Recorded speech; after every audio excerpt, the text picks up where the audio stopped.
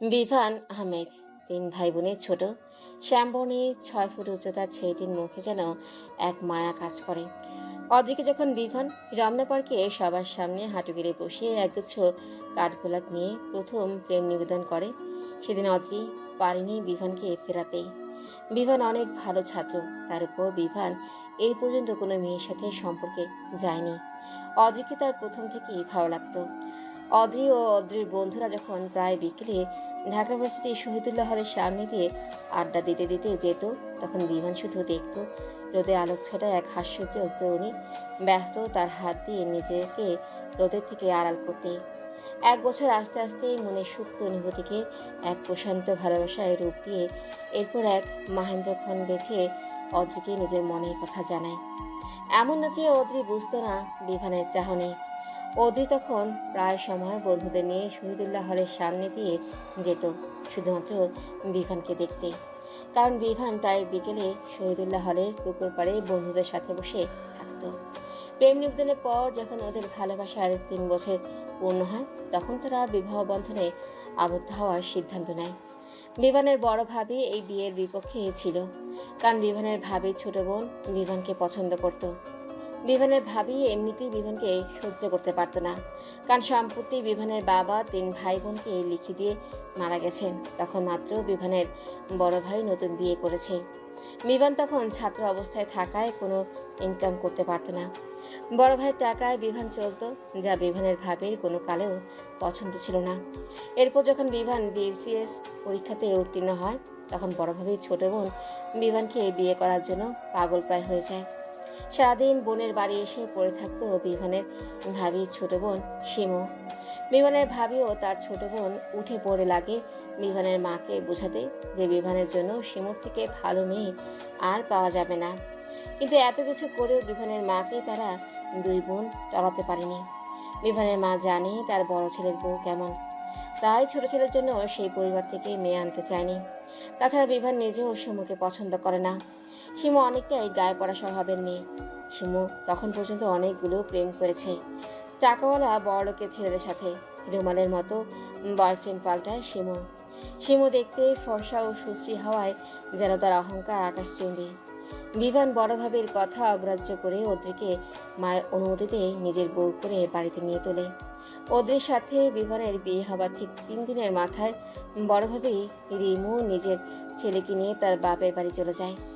1 মাস হয়ে যায়, তাও যখন বাড়ির বড় বউ বাড়ি ফেরে না, তখন বিভানের মা চিন্তায় পড়ে যায়।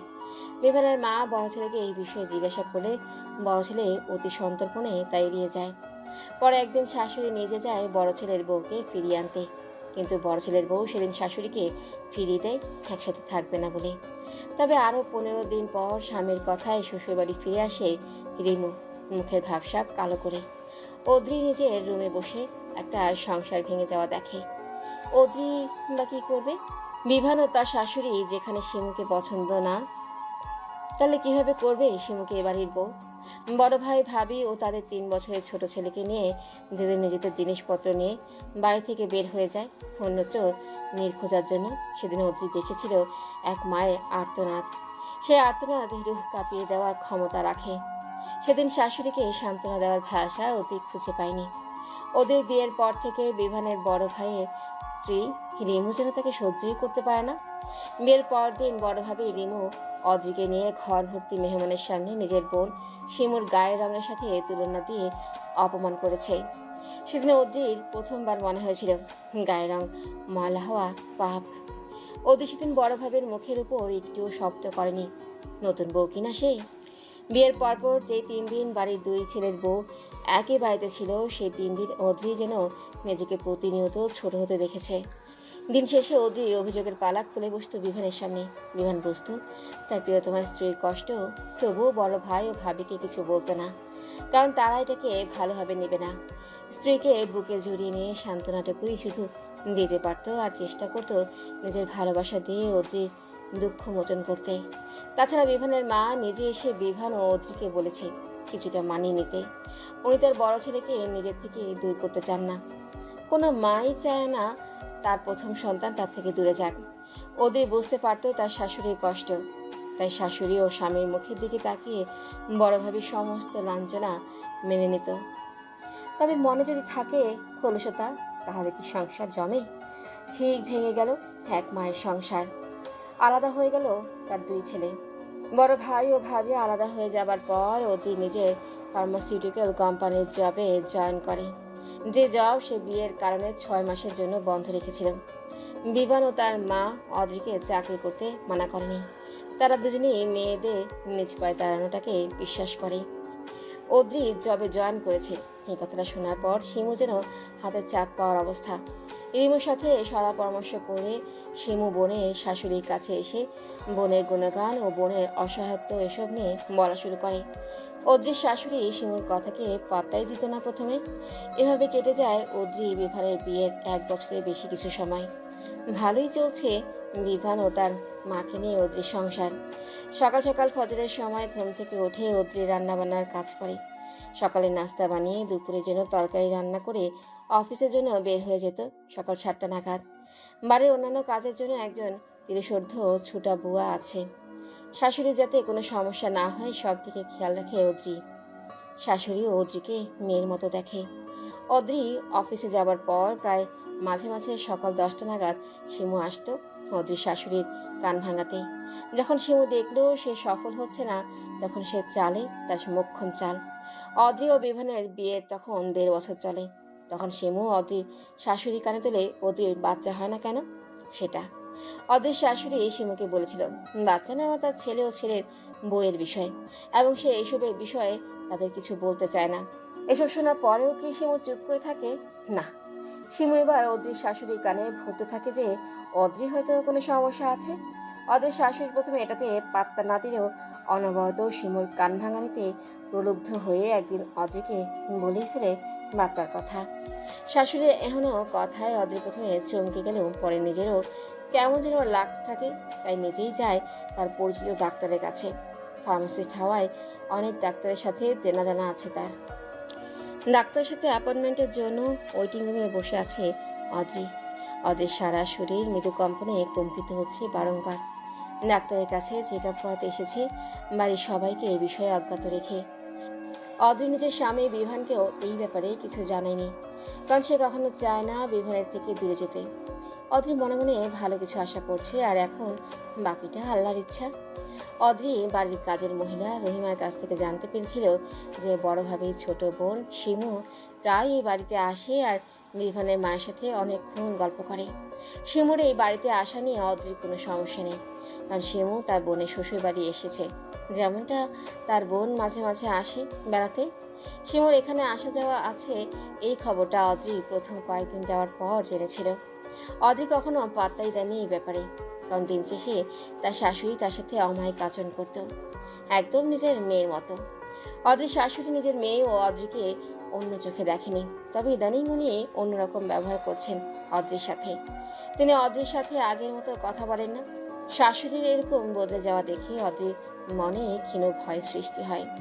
এসব কল্পনা জল্পনার মাঝে পাশের সিটে বসে থাকা মেয়েটার দিকে নজর যায় অদ্রির।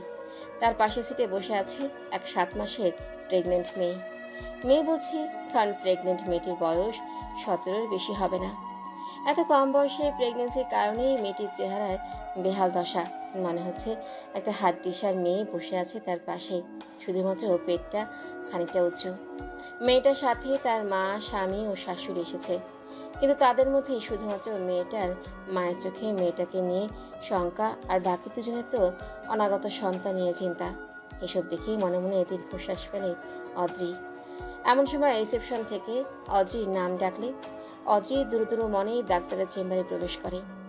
ডাক্তারের সামনে বসে অদ্রি কিছুটা নার্ভাস হয়ে পড়ে। ডাক্তার হয়তো বিষয়টা আন্দাজ করতে পারল, তাই ডাক্তার অদ্রিকে বলল, মিসেস আদ্রি, আপনি আপনার সমস্যা নির্দ্বিধায় আমাকে বলুন। ডাক্তারের কথায় অদ্রি নিজেকে ধাতস্থ করে সব সমস্যা খুলে বলে। সব শুনে ডাক্তার কিছু টেস্ট সাজেস্ট করে। এরপর ডাক্তারের ওখান থেকে বের হয়ে অদ্রি টেস্ট করাতে যায়। অদ্রির মন অশনি সংকেত দিচ্ছে, বারবার মনে হচ্ছে কোনো খারাপ কিছু হতে চলেছে। সবকিছু টেস্ট করিয়ে বাড়ি ফিরে অদ্রি আজ অফিস থেকে হাফ ডে করে ছুটি নিয়েছিল, তাই বিকেলের মধ্যে বাড়ি পৌঁছে যায়। বাড়ির গেটের কাছে যাওয়ার পর আজকে এসে শিমুকে দেখতে পায়। শিমু প্রথমে অদ্রিকে দেখে হকচকিয়ে গেলেও অদ্রির বিমর্ষ মুখ দেখে বাঁকা হাসে।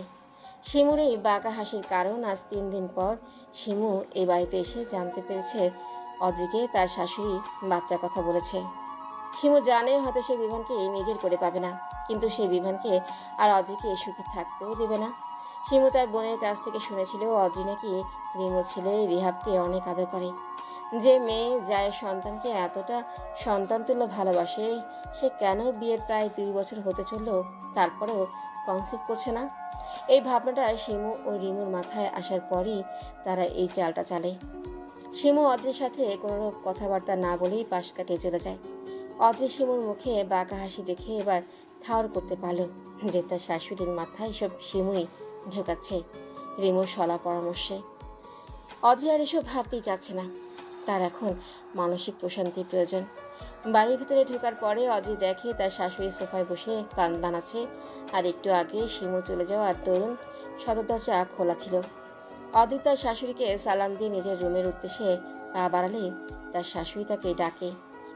ছোট বৌমা, আজ এত তাড়াতাড়ি ফিরে এলে যে? তোমার তো ফিরতে প্রায় সন্ধ্যা হয়। শাশুড়ির মুখ থেকে নরম কণ্ঠে ডাক শুনে অদ্রির মন অনেকটাই ভালো হয়ে যায়, তবে সেটা বেশিক্ষণ স্থায়ী হয় না। শরীর খারাপ লাগছে নাকি? জি মা। আলহামদুলিল্লাহ, সুখবর পাবো হয়তো। শাশুড়ির এহেন মন্তব্যে অদ্রির মুখ কালো হয়ে যায়। অদ্রির শাশুড়ি যথেষ্ট বিচক্ষণ মহিলা, তবে তার মুখ থেকে এমন বাণী যেন অন্য কারো শেখানো বলি। কুচিন্তা ও কুবুদ্ধি মানব মস্তিষ্ককে ধ্বংসের দিকে ঠেলে দেয়, যাতে সে নিজের বিচক্ষণতা হারায়। শাশুড়িকে মুখে কোনো প্রত্যুত্তর না করে ইশারায় না বুঝিয়ে মাথা নিচু করে নিজের রুমে চলে যায়। অদ্রি এটাই বুঝতে পারছে না শিমু কেন এরকমটা করছে, কি স্বার্থ এতে তার। শিমু অবিবাহিত, তাহলে কেন তারও বিভানে সংসার ভাঙার জন্য উঠে পড়ে লেগেছে? শিমু তো কোনো অবিবাহিত ছেলেকে বিয়ে করতে পারে, তাহলে কি এইসব রিমু ভাবে কারসাজি? রিমু ভাবে কশ্মিন কালেও তাকে সহ্য করতে পারতো না। না, সে আর এসব নিতে পারছে না। কালকে রিপোর্ট দেখে সে সিদ্ধান্ত নেবে কি করবে। অদ্রি মাইন্ড ফ্রেশ করে শাওয়ার নিয়ে আসরের নামাজটা আদায় করে অনেকক্ষণ ব্যালকনিতে বসে গ্রিলের ফাঁক দিয়ে বিস্তর রক্তিম অক্ষরে সূর্যের বিলীন হওয়া দেখতে লাগে। মাগরিবের আজান পড়ার পরেই অদ্রি ঘুম পায়। তার শাশুড়ি নামাজের পরে অদ্রিকে নিয়ে চা খাবে বলে ডাকতে আসে, কিন্তু এসে অদ্রিকে ঘুমন্ত অবস্থায় দেখে আর ডাকে না। রাত 9টা নাগাদ বিভান বাড়ি ফেরে। মার সাথে ড্রয়িং রুমেই দেখা হয়ে যায়, তবে প্রতিদিনকার মতো অদ্রিকে দেখতে পায় না। নিজেদের রুমে যেয়ে অদ্রিকে এলোমেলো হয়ে ঘুমোতে দেখে ঠোঁটে ফুটে ওঠে সূক্ষ্ম হাসি। মেয়েটিকে এলোমেলো অবস্থায় তার কাছে বেশ লাগে। ওয়াশরুম থেকে ফ্রেশ হয়ে অদ্রিকে আলতো করে ডাক দেয়। বিভানের আদর মিশ্রিত ডাকে চোখ পিটপিট করে খুলে, এরপর উঠে বসে বলে, কখন এলে? সরি, আমি ঘুমিয়েছিলাম। অদ্রির কথায় বিভান আলতো হাসে। মেয়েটা খুব সরল, তার সরলতার কারণেই মা ও বউয়ের মাঝে সে সম্প্রীতি বজায় রাখতে পারে।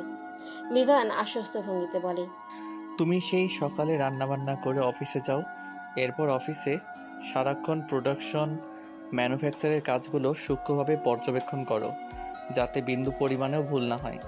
একটু ভুল হাজার হাজার মানুষের প্রাণ সংশয়ের কারণ হয়ে দাঁড়াবে। তারপর বাড়ি ফিরে রাতের জন্য হালকা কিছু রান্না করো। আর আজ একদিন একটু ঘুমানোতে তোমাকে সরি ফিল করতে হবে না, অদ্রি পাখি। অদ্রির মনে যেন শীতল হাওয়া বয়ে যায়। বিভান সবসময় কেয়ারিং।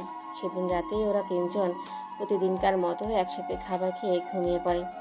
পরদিন সকালে আবার সেই প্রতিদিনকার মতো ব্যস্ত রুটিন। অদ্রির কোম্পানি কিছু নিউ ড্রাগ নিয়ে কাজ করছে। নিউ ড্রাগটা জার্মানিতে ইনভেন্ট হয়েছে। অনেক এক্সপেন্সিভ এই ড্রাগের ফর্মুলা। এই ড্রাগটা নিয়ে কাজ করার জন্য কিছু রিসার্চার ও প্রোডাকশনের অফিসার লাগবে। ড্রাগটা যেহেতু এক্সপেন্সিভ, তাই প্রোডাকশন অফিসাররা এগিয়ে আসতে ভয় পাচ্ছেন। বেলা 11টায় অদ্রির অফিসের ঠিকানায় হসপিটাল থেকে পার্সেল আসে। পিয়ন এসে যখন পার্সেলটা দিয়ে যায়, তখন অদ্রির হৃৎপিণ্ডের গতি যেন কয়েক গুণ বেড়ে গিয়েছে। কাঁপা কাঁপা হাতে পার্সেলটার ভেতর থেকে কালকের টেস্টের রিপোর্ট খোলার পর অদ্রির পুরো দুনিয়া যেন টলে উঠল। চোখে সব কিছু পুরো ডুবন্ত প্রায় লাগছে। রিপোর্টে লেখা, অদ্রির জরায়ুতে বাম ফ্যালোপিয়ান টিউবে সিস্ট আছে, তাই বেবি কনসিভ হচ্ছে না।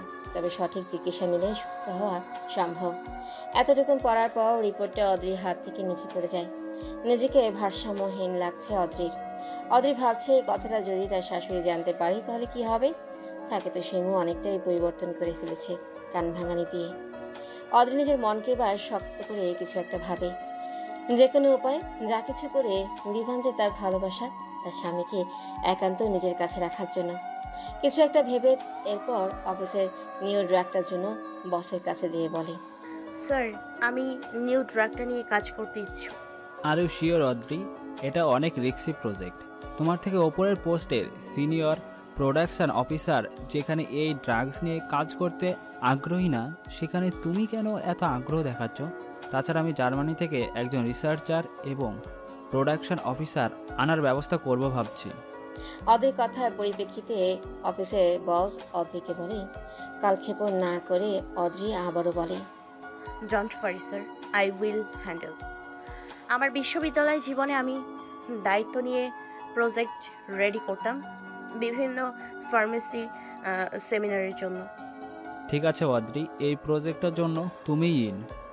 বস এই কথা বলে চলে যেতে নিলেই অদ্রি তাকে আটকে বলে, স্যার ইয়েস।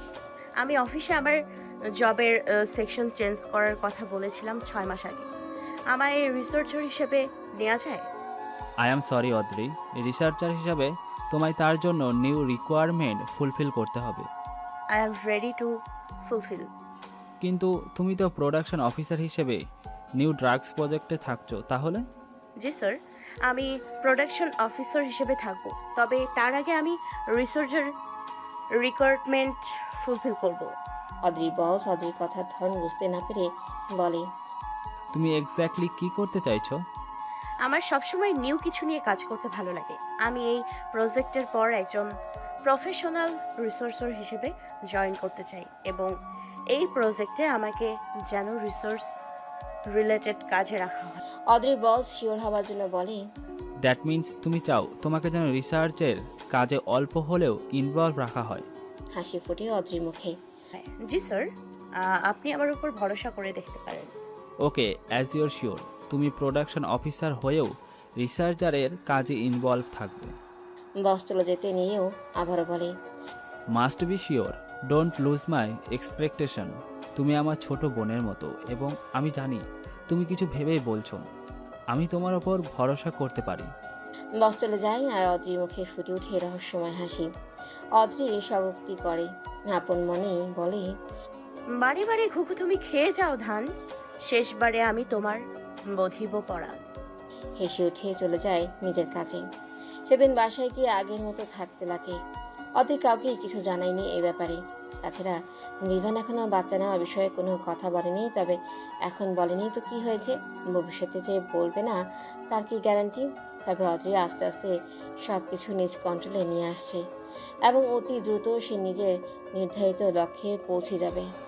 অদ্রির জরায়ু এর সিস্টার ফ্যালোপিয়ান টিউবের একটু ভেতরের দিকে, তাই সময়টা একটু বেশি লাগবে। তবে হতাশ হবার কিছু নেই, এই বিষয়টা অদ্রি নিজেও জানে। ডাক্তারের পরামর্শ মোতাবেক সে মেডিকেশন নিচ্ছে এবং বিয়ের পর যে কিছুটা ওজন বেড়ে গিয়েছিল সেটাকে কমানোর চেষ্টায় আছে। এদিকে শিমু কিছুদিন পর পর আসে আর বিভানের মায়ের কানে এ কথা সে কথা তোলে। বিভানের মা মাঝে মাঝে বিরক্ত হয়ে অদ্রিকে কথা শোনায়। অদ্রি বুঝতে পারছে যে শিমু তার স্নেহময়ী শাশুড়ি মনে তার জন্য তিক্ততা ও বিষ ভরে দিচ্ছে। এত সব জানার পরেও অদ্রি চুপ করে আছে, কারণ সে সঠিক সময়ের অপেক্ষায় অপেক্ষমান। অদ্রি কোনো কাঁচা কাজ করে না। ফার্মেসি নিয়ে তার পড়াশোনার মূল উদ্দেশ্য ছিল সায়েন্টিস্ট হওয়া। অদ্রি সায়েন্টিস্ট হয়ে এমন কিছু নিয়ে রিসার্চ করতে চায় যা তাকে সাফল্যে দ্বারপ্রান্তে নিয়ে যাবে। হসপিটাল থেকে রিপোর্ট পাওয়ার 3 মাস অতিক্রম করে ফেলেছে। এখন অদ্রি ও বিভানের বিয়ে 2 বছর 2 মাস চলে। অদ্রি নিউ প্রজেক্টের কাজ খুব মনোযোগ দিয়ে করে, কোনো রকম ভুল সে করতে নারাজ। এই নিউ ড্রাগটাই নির্ধারণ করবে অদ্রির পরিকল্পনার বাস্তবায়ন। ইদানিং শাশুড়ির বাচ্চা নিয়ে কথাবার্তা যেন বেরিয়ে চলেছে।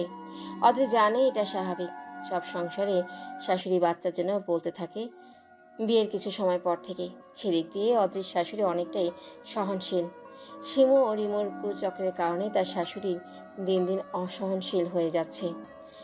যেই শাশুড়ি এতদিন অদ্রিকে মেয়ের মতো দেখত ও ভালোবাসত, আজ সেই শাশুড়ি তাকে ছেলের বউয়ের অন্যথায় কিছু ভাবতেই পারছে না। অদ্রি জানে রিমু ভাবির সম্পত্তির প্রতি লোভ বেশি। সম্পত্তির লোভের কারণে নিজের সেচে বেড়ানো বোনের সাথে দেবরের বিয়ে দিতে উঠে পড়ে লেগেছিল। শেষ পর্যন্ত সফল হয়নি, তবে বিয়ে দিতে সফল না হলেও এখন ঘর ভাঙা চেষ্টা চালিয়ে যাচ্ছে। আর বড় ভাই, সে তো বউ যা বলে সব সত্য মানে। এক কথায় তার বউ তাকেও তাদের একমাত্র ছেলে রিহাবকে ছেড়ে চলে যাবার ভয় দেখায়, যদি তার বিরুদ্ধে কিছু বলে তো। বড় ভাই জানেও না যে তার বউ এবং শালী মিলেই কি ষড়যন্ত্র করছে। মা ও ছোট ভাইয়ের সাথে যোগাযোগ তো আছেই, এবং কোনো উৎসব মুখর পরিবেশে সে নিজের স্ত্রী এবং ছেলেকে নিয়ে মা, ছোট ভাই ও ছোট ভাইয়ের স্ত্রীর সাথে পালন করতে আসে। অদ্রি আইসোলেটেড ল্যাবে দাঁড়িয়ে কেমিক্যাল মিক্স করছে। 2 মাস হলো সে একই কোম্পানির রিসার্চ অ্যান্ড ডেভেলপমেন্ট বিভাগে জয়েন করেছে। তবে এই ড্রাগটার জন্য সে স্পেশালি হায়ার অথরিটি থেকে পারমিশন নিয়েছে, যাতে তাকে প্রোডাকশন অফিসার থেকে রিমুভ না করে। পারিশ্রমিক সে প্রোডাকশন অফিসারের মতোই নিবে, যতদিন না ড্রাগটা মার্কেটে আসছে। কেমিক্যাল মিক্স করার সময় অদ্রি এক দৃষ্টিতে তাকিয়ে আছে কেমিক্যালের যে রিয়েকশন হচ্ছে সেটার দিকে। অদ্রির চাহনি খুব শান্ত, যাকে বলে হিমশীতল দৃষ্টি। কিছু মানুষ ঠান্ডা মাথায় কাজ করে আর তারাই তাদের লক্ষ্যে বিনা বাধায় পৌঁছায়। সেরকম মানুষের কাতারে অদ্রি নিজেও পড়ে। শীতল মস্তিষ্কের মানুষেরা ভয়ঙ্কর হয়, কিন্তু বাহির থেকে তাদের দেখলে সাদামাটাই মনে হয়। এরা কোনো কাজ করে যদি স্বেচ্ছায় কোনো নেশা না ছাড়ে তাহলে তাদের ধরা যায় না। তারা তখনই ধরা পড়ে যখন তারা অনেক বড় প্রতারণার শিকার হয়। শীতল মস্তিষ্কের মানুষদেরকে লাই ডিটেক্টর টেস্ট এর মাধ্যমেও ধরা যায় না, কারণ ওসব মানুষ নিজেদের মাথায় আগে থেকে সব কিছু গুছিয়ে রাখে। সাধারণ মানুষ যেমন মিথ্যা বলতে গেলে চোখে চোখ রাখতে পারে না, হাতের আঙ্গুলগুলো খুঁড়তে থাকে বা কোনো কাজ করতে থাকে শুধুমাত্র যাতে সত্য ধরা না পড়ে যায়, তার জন্য শীতল মস্তিষ্কের মানুষও এমন মাইন্ড ডাইভার্টের মতো কাজ করে মিথ্যা বলার সময়, তবে সেটা কাউকে বুঝতেই দেয় না। এরা অনেক সময় সাইকো বা পাগল হয়ে যায় আর নিজ থেকে আত্মসমর্পণ করে। এদের ওই রকম পরিণতির কারণ হয় অতিরিক্ত সিক্রেট নিজের মস্তিষ্কে জায়গা দেওয়ার কারণে। এবং হিউম্যান সাইকোলজি মোতাবেক এরা অনেক সময় অতিরিক্ত ক্রাইম করে নিজের কাছে শেষ পর্যন্ত নিজেকে শেষ করার পরিকল্পনা করে। অদ্রি টেস্ট টিউবে কেমিক্যালটা রহস্যময়ভাবে দেখছে। এই কেমিক্যালটা তার দুরূপের তাস হিসেবে কাজ করবে। It will decide her future and her লাভ।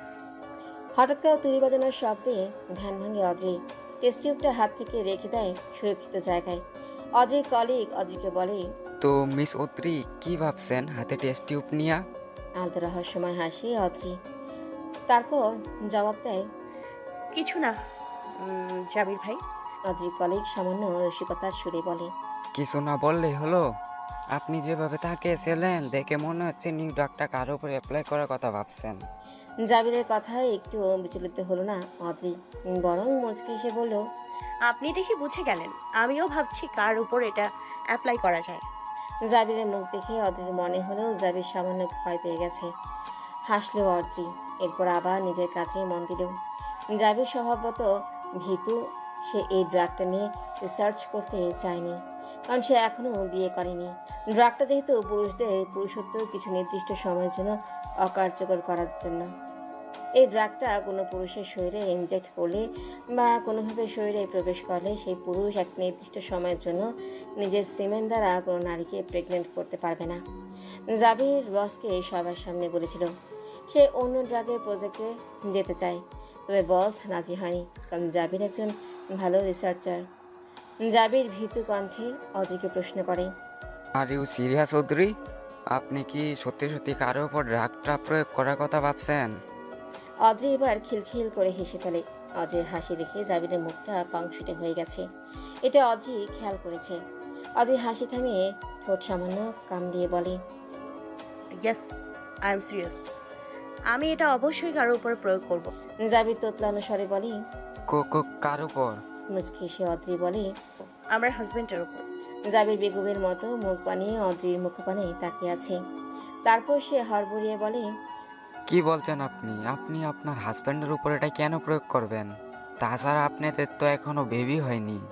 আপনি জানেন তো যে এটা শরীরে প্রবেশ করানোর পর নির্দিষ্ট সময় কার্যকর থাকে এবং সেই নির্দিষ্ট সময় শেষ হওয়ার আগে অবশ্যই শরীরে এর অ্যান্টিডোট প্রবেশ করাতে হয়, না হলে সেই পুরুষ সারা জীবনের মতো তার সক্ষমতা হারাবে।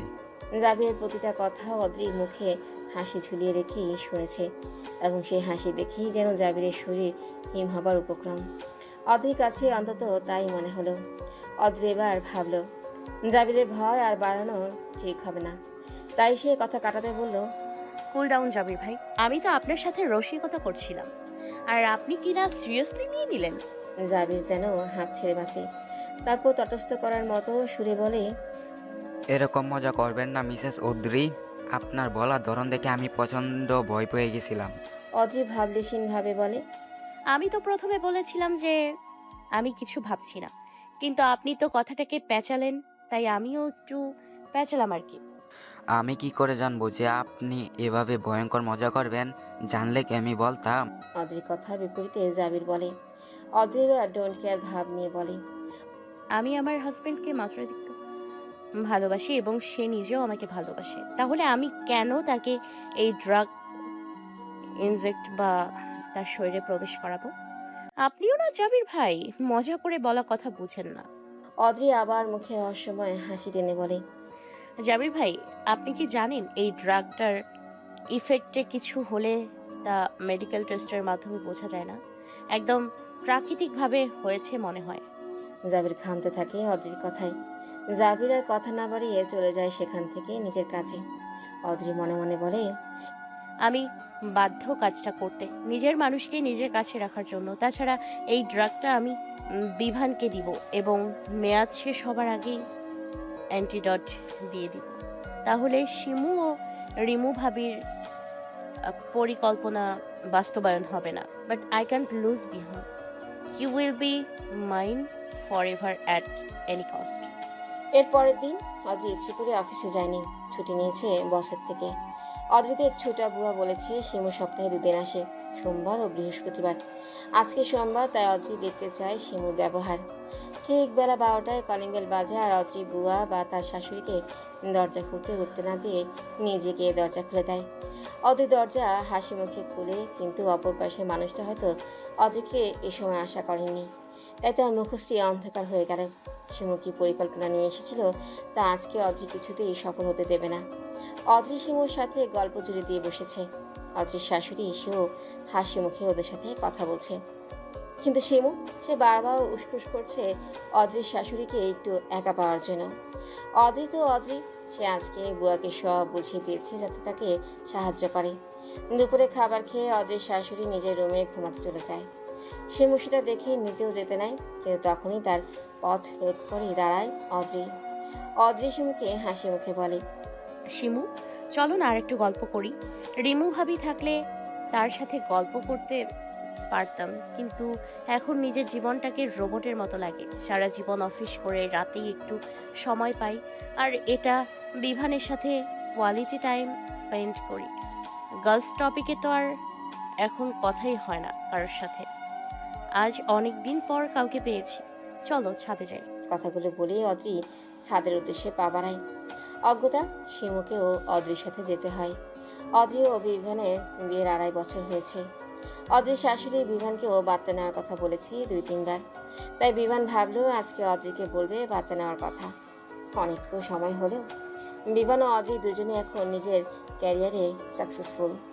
1 সপ্তাহ আগে অদ্রির নিউ ড্রাগ প্রজেক্ট সাকসেসফুলি শেষ হয়েছে, তবে ড্রাগটা এখনই বাজারজাত করবে না, আগের অ্যান্টিডোট জার্মানি থেকে আনানো হবে।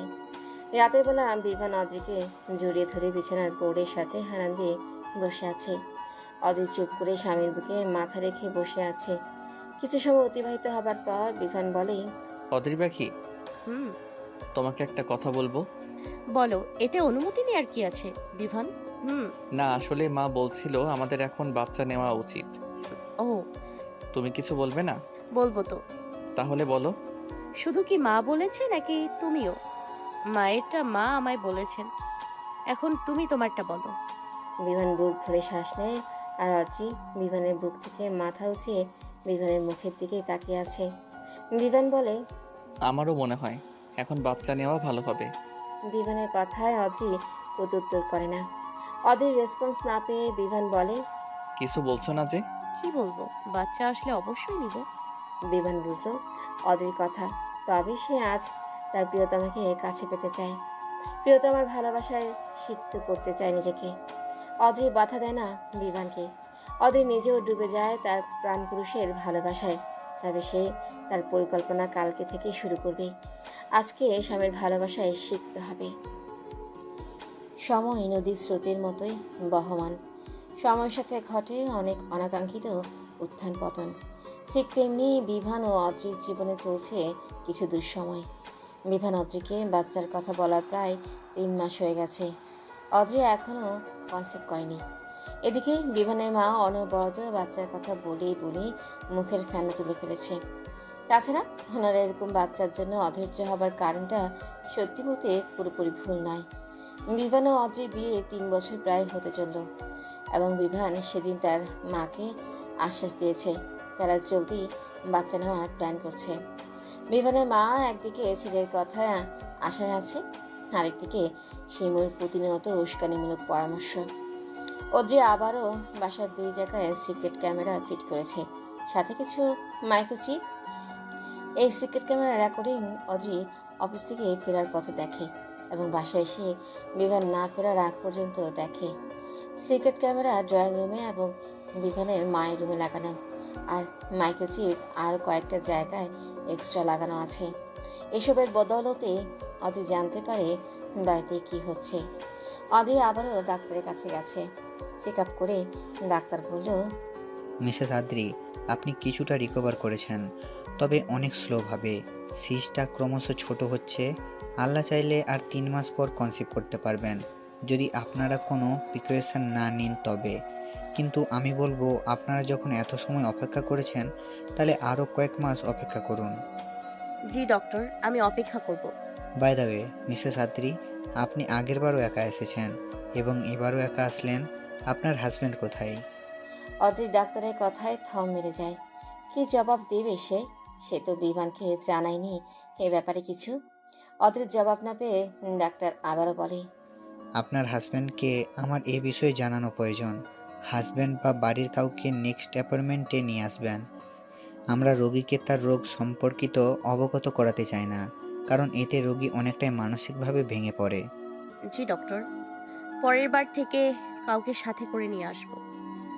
ঠিক আছে, আর ঔষধগুলো ঠিক মতো খাবেন। অদ্রি ডাক্তারের চেম্বার থেকে বেরিয়ে আসে। অদ্রি নিজের মনে দীর্ঘশ্বাস লুকাতে ব্যস্ত, আর এদিকে কেউ একজন অদ্রিকে গাইনি বিভাগ থেকে বের হতে দেখে ফেলেছে। আর সেই মানুষটা ভাগ্য করে রিমু। রিমু দ্বিতীয়বারের মতো প্রেগনেন্ট, তাই সে ডাক্তারের কাছে এসেছে চেক আপ করতে। রিমুর সাথে অবশ্য তার স্বামী বিমানের বড় ভাই ইভান এসেছে। ইভান একটা জরুরি কল আসার কারণে হসপিটালের ভেতরে ওয়েটিং রুমে রিমুকে ও রিহাবকে রেখে বাইরে গেছে। ইভান অদ্রিকে দেখেনি। এমনকি অদ্রি হসপিটাল থেকে বের হচ্ছে আর ইভান ভেতরে ঢুকছে, তারপরেও না। অদ্রি খেয়াল করেছে না ইভান। রিমু অদ্রিকে যে ডাক্তারের চেম্বার থেকে বের হতে দেখেছে, সে নিজেও সেই ডাক্তারের কাছে অ্যাপয়েন্টমেন্ট নিয়েছে। রিমু যেন হাতের পা দেখে ফেলেছে, সে এবার ধামাকা করবেই। রিমু জানে তার শাশুড়ি অদ্রির উপর নারাজ, আর 2 দিন আগে সে রিমুর দ্বিতীয়বার প্রেগনেন্সির কথা শুনে অনেক খুশি হয়েছে এবং সেই সাথে রিমুর সাথে ফোনে কথা বলা অবস্থায় অদ্রিকে কিছু কটু কথা শুনিয়েছে। তাহলে এত বড় একটা সুযোগ তার হাতে এসেছে, সে কি সেটা ছেড়ে দেবে? অদ্রি বাড়িতে এসে ফ্রেশ হয়ে কিছুক্ষণ রেস্ট নেয়, তারপর রান্নাঘরে যায় দুপুরে খাবার বানাতে। অদ্রি আজকে অফিসে যায়নি, আসলে শরীর খারাপ, সাথে মন খারাপ, তাই আজ ছুটি নিয়েছে। ছুটি যেহেতু নিয়েছে, তাই ডাক্তারের কাছ থেকেও চেক আপ করে আসলো। দুপুরে রান্না প্রায় শেষ। আজকে আবার ইভান ভাইয়া, রিমু ভাবি ও রিহাব আসবে। হঠাৎ কলিং বেলের শব্দে অদ্রি গ্যাস অফ করে দরজা খুলতে যায়। দরজা খুলে অপর পাশে ভাসুরের বউ ও তাদের ছেলেকে দেখে অদ্রির মুখে হাসি ফুটে ওঠে। অদ্রি তাদের সালাম দিলে এবার খুব হাসি মুখে সালামের জবাব দেয়, কিন্তু রিমু মুখ ভেঙচি দিয়ে বাড়ির ভিতরে ঢুকে যায়। অদ্রি রিমুর ব্যবহারকে পাত্তা না দিয়ে রিহাবকে হাতে ধরে নিয়ে বসার রুমে যায়। ইভান যেয়ে তার মাকে সালাম দেয়। অদ্রি ওদেরকে বসতে বলে শরবত আনতে যায়। অদ্রি শরবত এনে সোফার সামনে টেবিলে রাখলে তখনই রিহাব তার কাকিমুনির কোলে চড়ে বসে। রিহাব মাত্র 5 বছরে। রিহাবকে অদ্রি কোলে যেতে দেখে হয়তো রিমুর ভালো লাগেনি, তাই সে বাঁকা চোখে অদ্রির দিকে তাকিয়ে আছে। অদ্রি এসব দিক ঠিকই লক্ষ্য করেছে। তাছাড়া রিমু এ বাড়িতে আসবে আর তার শাশুড়ির কান ভাঙাবে না, তা তো আর হয় না। দুপুরের একটু আগে বিভানও অফিস থেকে ছুটি নিয়ে চলে এসেছে। আজকে পুরো পরিবার একসাথে। বিভান এসে থেকে রিহাবের সাথে খেলছে। ওদের দেখে মনেই হচ্ছে না ওরা চা ভাতে যাক, দেখে মনে হচ্ছে বাপ ছেলে। এসব দেখে অদ্রির মনে অনুশোচনা হলেও তার কিচ্ছু করা নেই, সে বাধ্য এসব করতে। অদ্রি কখনোই বিভানকে ছাড়তে পারবে না। আর ডাক্তার তো বলেছে সুস্থ হচ্ছে সে। প্রায় 9-10 মাস যাবৎ সে চিকিৎসা নিচ্ছে এবং অনেকটাই ইমপ্রুভ করেছে। দুপুরে খাবারের পর্ব শেষ হবার পর রিমু এমন একটা কথা বলল যে সবাই স্তব্ধ হয়ে গেছে। রিমুর হাতে অদ্রির রিপোর্ট। অদ্রি সেটা দেখে অবাক, কারণ কোনো হসপিটাল অনুমতি ও প্রমাণ ব্যতীত কারো রিপোর্ট অন্য কাউকে দেয় না। তাহলে রিমু পেল কোথা থেকে?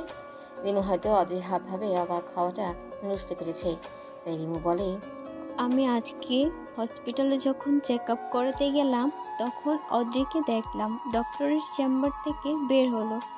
আর তাই ডক্টর ও নার্সদের বাড়ির লোক বলার পরেও অনেকবার তাদের বলার পর আমাকে রিপোর্টটা দিল। আজকে যদি রিপোর্টটা হাতে না পেতাম তাহলে তো জানতেই পারতাম না যে অদ্রি মা হতে পারবে না। রিমুর কথায় বিভান নিষ্পলকভাবে অদ্রির দিকে তাকিয়ে আছে। বিভান জানে না আজকে কি ঘটতে চলেছে, তবে এটুকু বুঝতে পেরেছে আজকে তার বড়ভাবে কোনো ক্রমেই ক্ষান্ত হবে না। বড়ভাবে আজকে কোমর বেঁধে নেমেছে অদ্রিকে অপমান করে কষ্ট দিতে। তাছাড়া বিভানের মা সে তো তার ছোট ছেলের ঘরে নাতি নাতনি দেখার জন্য উদ্গ্রীব হয়ে আছে। মাকে কিভাবে বোঝাবে বিভান? সে তো নিজেকেই সামলাতে পারছে না। বিভান সেদিন অদ্রিকে বাচ্চা নেওয়ার কথা বলেছিল তার মায়ের কথায়, নাহলে অদ্রিকে এসে বাচ্চার কথা বলতো কি না তা সে জানে না। বিভান বাচ্চা নিতে চায় না বিষয়টা এমন না, বিভান বাচ্চা নিতে চায়, তবে ভয় হয় দুই ধরনের। প্রথম ভয়, বিভান স্বচক্ষে দেখেছে তার বড় ভাবিকে। তার বড় ভাবি রিহাবের জন্মের পর থেকেই কেমন যেন বদলে যেতে শুরু করেছিল। বড় ভাবি রিমু রিহাবের জন্মের আগে মায়ের সাথে সাহায্য করত, মাকে অনেকটাই মেনে চলতো।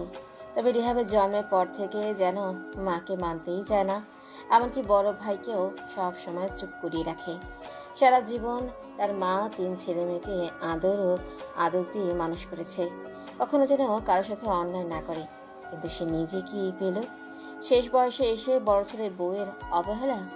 অদ্রি কখনো মায়ের মুখের উপর কিছু বলেনি, কারণ অদ্রিকে বিভান বিয়ের আগেই বলে দিয়েছে যেন তার মাকে তার বড় ভাবে যেমনটা ট্রিট করে সে যেন এরকমটা না করে। অদ্রি ওই সময়টা বলেছিল, তোমার মা মানে আমারও মা, আমি কেন তাকে অন্য চোখে দেখব? তাকে আমি আমার মায়ের মতোই ভালোবাসবো, যদি সে আমাকে মেয়ে ভাবতে পারে। বিভান সেদিন হেসেছিল তৃপ্তির হাসি। হ্যাঁ, সে পেরেছে একটা সঠিক মেয়েকে নিজের জীবন সঙ্গিনী হিসেবে বেছে নিতে। দ্বিতীয় ভয়, অনেকের প্রেগনেন্সিতে কমপ্লিকেশন থাকে, যদি অদ্রিরও কমপ্লিকেশন হয় তো? ওই সময় যদি মা ও বাচ্চাকে যে কোনো একজনকে বেছে নিতে বলে, তাহলে বিভান কি করবে?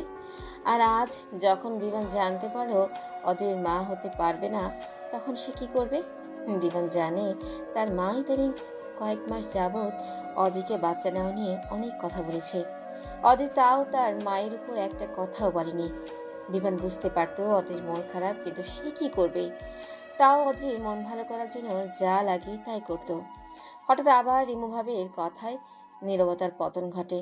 রিমু ভাবি বলে, একটা বাজে মেয়েকে আমাদের বিমানের গলায় ঝুলিয়ে দিয়েছে এই মেয়ের পরিবার।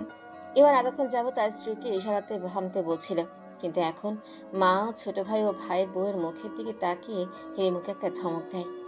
চুপ করো রিমু, তোমাকে কতক্ষণ যাবত বোঝাচ্ছিলাম যে এইগুলো বলো না, কিন্তু তুমি তাও বলে যাচ্ছ। কেন আমি চুপ করব? এই মেয়েটা মা হতে পারবে না, তো এটা কি আমার দোষ? এই মেয়েটার জন্য আমার বোনকে মুখের উপর অপমান করেছি বিবান।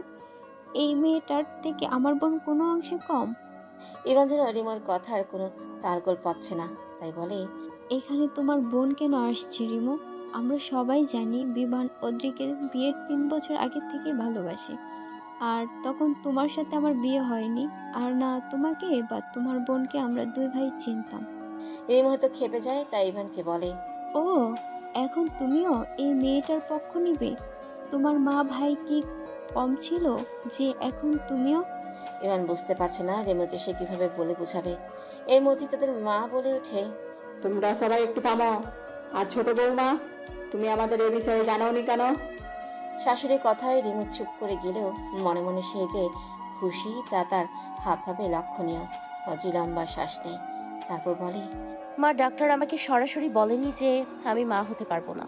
ডাক্তার বলেছে আমার বাম ফ্যালোপিয়ান টিউবের সিস্ট আছে এবং সেটা অপারেশন সম্ভব নিয়মিত মেডিসিনের মাধ্যমে। আমি 9 মাস যাবৎ মেডিসিন নিচ্ছি এবং আজকে ডক্টর বলেছে আর 3 মাস পর আমি বেবি কনসিভ করতে পারবো। তবে আরও কয়েক মাস যদি অপেক্ষা করি তবে ভালো। আপনাদের বলিনি যাতে আপনারা টেনশন না করেন, তার জন্য আমি সরি। অদ্রির কথাটা বলেই চুপ হয়ে যায়। বিভান যেন অদ্রির কথায় নিজের জান ফিরে পায়, কারণ তার মনে ভয় হচ্ছিল যদি তার মা অদ্রিকে ছেড়ে দিতে বলে। সে তো অদ্রিকে ভালোবাসে, তার মনেই অদ্রির জায়গায় অদ্রি আর তার মায়ের জায়গা মা। অদ্রির কথায় তার শাশুড়ি আর কিচ্ছু বলে না, তবে রিমু তার চোখ মুখ দেখে মনে হচ্ছে সে রাগে কটমট করছে। আর অদ্রি সেই হাবভাব দেখে মনে মনে আওড়ায়, তুমি চলো ডালে ডালে, তো আমি চলি পাতায় পাতায়। এরপর মনে মনেই বলে ওঠে, রিমু ভাবি, আপনার প্রতিটা চালের জন্য আমার কাছে তা কাটার জন্য চাল রেডি। দেখি আর কি কি করতে পারেন। ওদের শাশুড়ি তার বড় ছেলে ও ছেলের বউকে বলে, তোমরা না হয় এখন এ বাড়িতে চলে এসো, যতদিন না পর্যন্ত বৌমার ডেলিভারি হয়। রিমু তো মহা খুশি, অন্তত তার মুখ দেখে তাই মনে হচ্ছে। রিমু খুশিতে ডগমগ হয়ে কিছু বলতে নিবে তার আগেই ইভান বলে, না মা, আমরা আসবো না। রিমু তো আলাদা বাসা নিয়েছে নিজের মতো করে থাকতে, আর আদ্রির সাথে ওর জমে না বলে। তাছাড়া সত্যি বলতে রিমু এমনিতেই আদ্রির সাথে বিয়ের পর থেকে ভালোভাবে কথা বলেনি। আর এখন তো রিমু আদ্রিকে প্রতিনিয়ত কথা শোনাতে ছাড় দিবে না। আমি তো রিমুকে চিনি, সে এখানে আসলে পরিবারের অশান্তি ছাড়া আর কিছু হবে না। রিমু সারাদিন বসে থাকবে আর আদ্রির দোষ খুঁজে বের করবে। আমি চাই না আমার বউয়ের জন্য আমার ছোট ভাইয়ের সংসারে সমস্যা হোক। আমার মাকে তো আমি আমার সাথে রাখতে পারিনি আমার বউয়ের জন্য। সেখানে যখন আমার মা তার ছোট ছেলে ও ছেলের বউয়ের সাথে ভালো আছে, তাহলে সেই সংসারে ঝামেলা হোক আমি চাই না। রিমু নাকের পাটা ফুলিয়ে ইভানের দিকে তাকিয়ে আছে। ইভান রিমুর রক্তচক্ষু দেখেও কোনো প্রতিক্রিয়া করলো না। রিমু প্রত্যুত্তরে কিছু বলতে নেবে তার আগে ইভান রিমুকে চুপ করিয়ে বলে, তোমার কোনো কথা এখন শুনতে চাচ্ছি না, এখনই বাসায় চলো, বাসায় গিয়ে তোমার কথা শুনবো। রিমু বসা থেকে উঠে রাগে গজগজ করতে করতে সদর দরজার বাইরে চলে যায়। বিভানের মা রিমুকে আটকাতে চেয়েছিল, কিন্তু তার আগে ইভান তাকে ইশারায় মানা করে দেয়। অদি তার ভাসুকে ধন্যবাদ জানায় তার জন্য রিমু ভাবিকে বোঝানোর জন্য। ইভান তার মা, ভাই ও ভাইয়ের বউয়ের উদ্দেশ্যে বলে, তোমরা হয়তো ভাবছো আমি আমার বউয়ের কথায় উঠি বসি, তাই বাড়ি ছেড়ে ভিন্ন বাসা নিয়ে থাকছি। কিন্তু না, আমি ভিন্ন বাসা নিয়ে আছি কারণ রিমুর কারণে সংসারে অনেক মনোমালিন্য সৃষ্টি হবে। তাই আমি ওর আলাদা বাসা নেওয়ার ব্যাপারে রাজি হয়েছি। আমার মাকে তো আমি আমার বউয়ের কাছে শান্তিতে রাখতে পারলাম না, তাই যদি আমার মা তার ছোট ছেলের বউয়ের কাছে মায়ের মর্যাদা পায়, তাহলে কেন আমি বাধা সৃষ্টি করব? আমার মা তার এক ছেলের বউয়ের কাছে তো সুখে থাকবে। কথাগুলো বলে ইভান মলিন হেসে ছেলেকে নিয়ে সবার থেকে বিদায় নিয়ে চলে যায়। বিয়ে 3 বছর পূর্ণ হয়েছে কিছুদিন আগে অদ্রি ও বিভানের। রিমু ভাবির সাথে ওই দিনের পর আজ 3 মাস পেরিয়ে গেছে। 3 মাস পূর্ণ হবার পরই শাশুড়ি অদ্রিকে বলেছে বাচ্চা নেওয়ার কথা।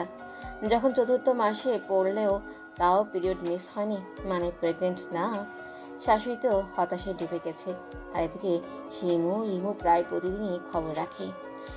রিমু বিভানের মায়ের কানে এবার অদ্রিকে ডিভোর্স দেওয়ার কথা তুলে। জীবনের মা আরও 1 মাস অপেক্ষা করার কথা বলে। রিমু যেদিন সবাইকে সব জানিয়েছে সেদিনের পর 5 মাস কেটে গেছে। এবার আর বিভানের মা অপেক্ষা করবে না। তার মনে এটাই ঢুকানো হয়েছে যে অদ্রির আর বাচ্চা হবে না। বিভান তার মাকে অনেক বুঝিয়েছে যে অদ্রির এতে কোনো দোষ নেই। বিভান যেহেতু এটুকু সময় অপেক্ষা করতে পেরেছে, তো সে আরও অপেক্ষা করতে পারবে। এদিকে শিমু অদ্রির শাশুড়ির কাছে এসে তার হাতে ডিভোর্স পেপার দিয়ে বলে এটাতে অদ্রিও বিভানের সাইন নিয়ে নিতে।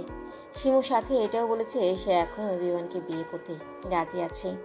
বিভান তার মাকে বোঝাতে পারেনি, আর অদ্রিকে সে বলেছে যেন একটু সহ্য করে, কারণ এই বয়সে মাকে একা রেখে সে অদ্রিকে নিয়ে চলে যেতে পারবে না। অদ্রি বিনিময়ে হাসি দেয়। অদ্রির মনে বিভানের জন্য ভালোবাসা আরও বেড়ে যায়। যখন বিভান তার মাকে নিয়ে কোনো কম্প্রোমাইজ করতে রাজি হয় না, তখন শিমুর প্ররোচনায় শিকার হয়ে অদ্রির শাশুড়ি অদ্রির কাছে ডিভোর্স পেপার দেয়। অদ্রি সেদিন হতভম্বের মতো তাকিয়েছিল শাশুড়ি মুখের দিকে। তারপর একটা রহস্যময় হাসি দিয়ে ডিভোর্স পেপারে সাইন করে নিজের রুমে গিয়ে বিভানের জন্য একটা চিঠি লিখে বাড়ি থেকে বের হয়ে যায়। চিঠি হাতে বিভান নিজের রুমে ফ্লোরে বসে আছে। বিভান একটু আগেই বাড়িতে এসেছে, আর এসেই ড্রয়িং রুমে রিমু ভাবিও তার ছোট বোনকে দেখে কিছুটা অবাক হয়। তবে অদ্রিকে না দেখে তার কেমন যেন সন্দেহ লাগছিল, তাই তড়িঘড়ি করে নিজের রুমে আসে।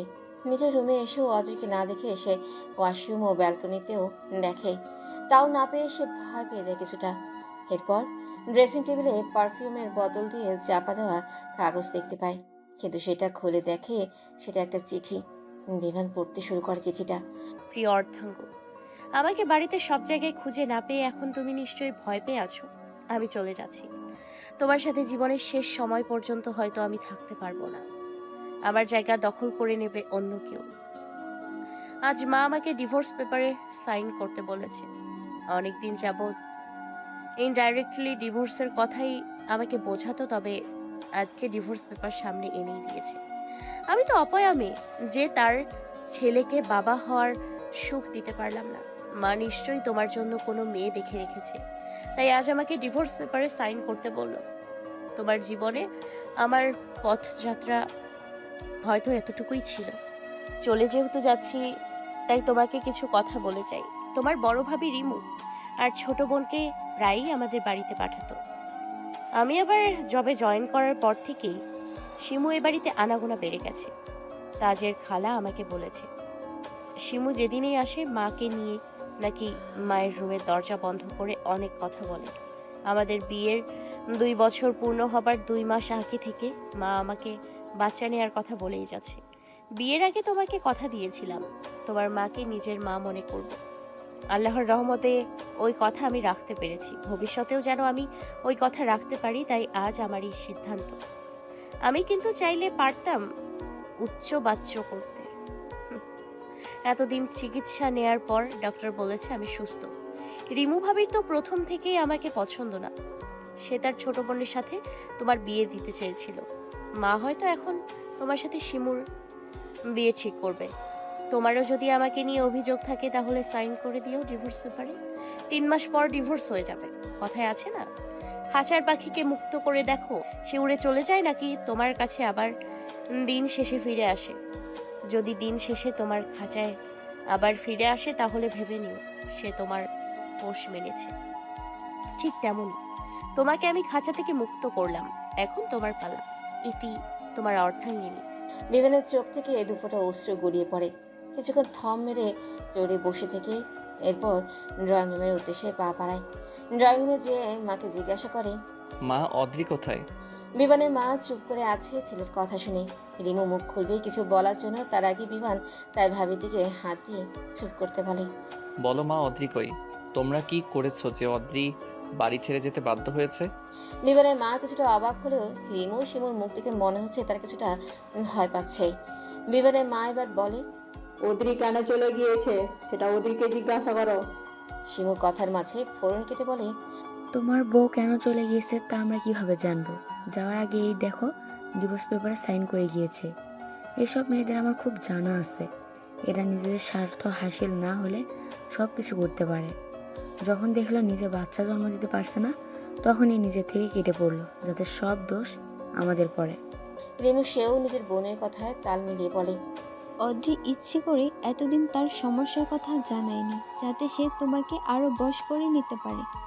এই মেয়েটাকে আমার প্রথম থেকেই ভালো লাগতো না। এই মেয়ে যে সুবিধা না তা বোঝাই যাচ্ছিল। আজকে মা একটু কথা শোনাতেই ডিভোর্স পেপারে সাইন করে চলে গেল। অন্যান্য মেয়েদের দেখো মাটি কামড়ে শ্বশুর বাড়িতে পড়ে থাকে, আর এই মেয়ের দেমাগে মাটিতে পাই পড়ে না। বিভান চোখ বন্ধ করে এতক্ষণ শুনল, তারপর সামনের টি টেবিলে কিছুটা জোরে লাথি দিয়ে সরায়। এতে সোফায় বসে থাকা 3 জন হক চুকিয়ে যায়। বিভান তার ভাবিকে উদ্দেশ্য করে বলে, ভাবি, আপনি আমার বড় ভাইয়ের বউ। বড় ভাইয়ের বউ হিসেবে আমি আপনাকে সম্মান করি। আপনার সাথে আমার সম্পর্ক শুধু দেবর ভাবি, এর থেকে বেশি কিছু না। পূর্বে ছিল আর না পরবর্তীতে হবে। আমি যেমন আপনারও ভাইয়ের সম্পর্কের মধ্যে নাক গলাই না, ঠিক আপনার কাছ থেকে আমি এটাই আশা করব আপনি আমার আর অদ্রির সম্পর্কের মাঝে নাক গলাবেন না। হিলিমুর মুখ অপমানে থমথমে ভাব। এবার বিভান শিমুকে উদ্দেশ্য করে বলে, শিমু, তুমি কি করছো সেটা আমি পুরোপুরি না জানলেও আন্দাজ করতে পারি।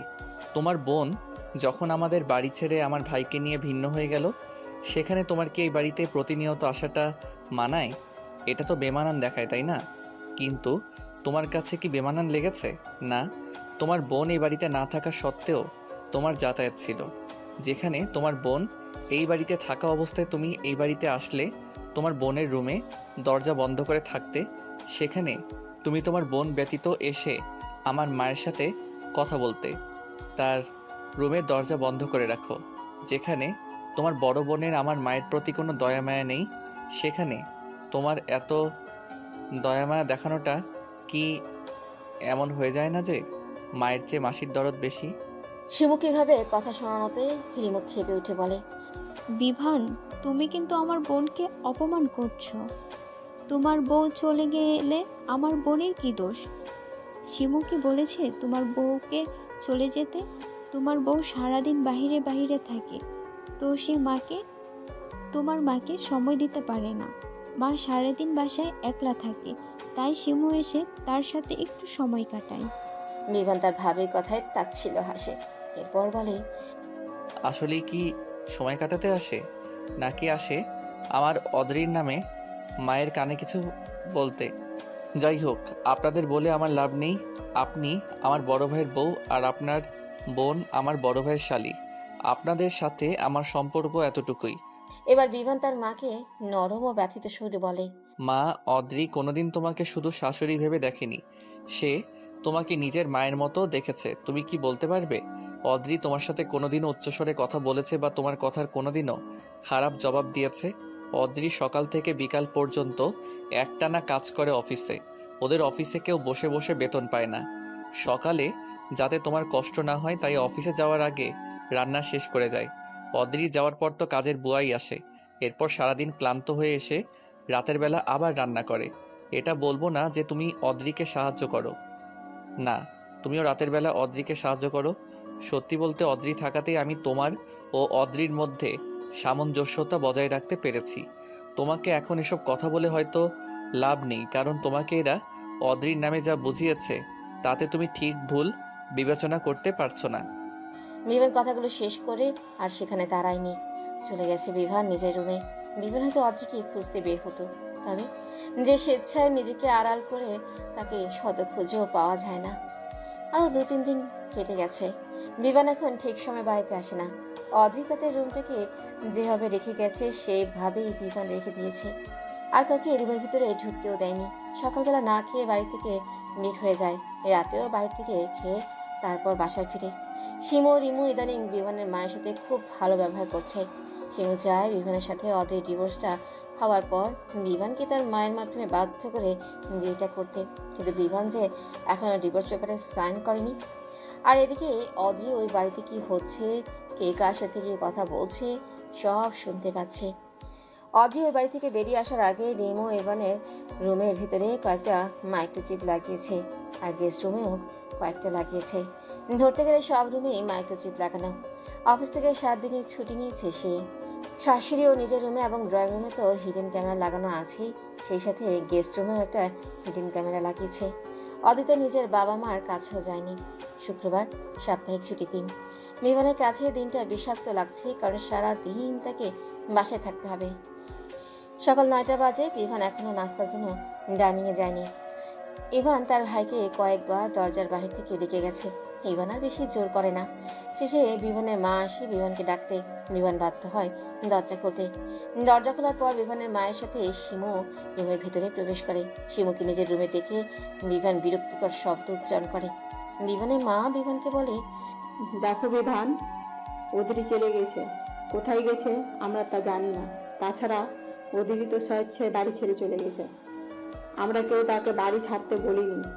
এখন তোর জীবনটা কি এভাবে থেমে থাকবে? শিমু কথার মাঝে ব্যঙ্গ করে বলে, দেখো আবার কার সাথে চলে গেছে কিনা।